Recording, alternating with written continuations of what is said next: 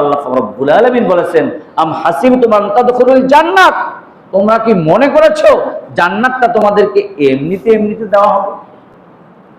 ওয়ালাম্মা ইয়ালামিল্লাহুল্লাযীনা জাহাদু মিনকুম ওয়া ইয়ালামাস সাবিরিন, মুসলমান জেনে রেখো জান্নাতটা আল্লাহ রাব্বুল আলামিন আমাদেরকে এমনিতে এমনিতে দিবেন না। জান্নাতটা মামার বাড়ি মোহনা যে চাইলে পাওয়া যাবে।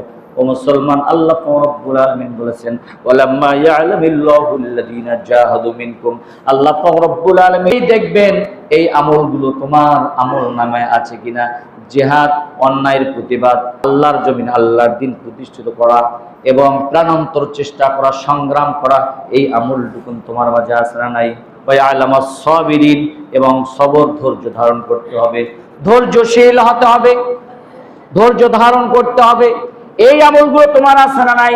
যদি এই আমলগুলো তোমার মাঝে না থাকে, ও মুসলমান, প্রিয় হাবিব জনাব রাসূলুল্লাহ সাল্লাল্লাহু আলাইহি ওয়াসাল্লাম বলেছেন, নামাজ পড়ো না কেন, হজ করো না কেন, যাকাত দাও না কেন, যতগুলি কল্যাণমূলক কাজ করো না কেন, এই দুটি আমল যদি না থাকে মুসলমান, জান্নাত কখনোই তোমার নসিবে হবে না। কথা বলেন ঠিক কিনা?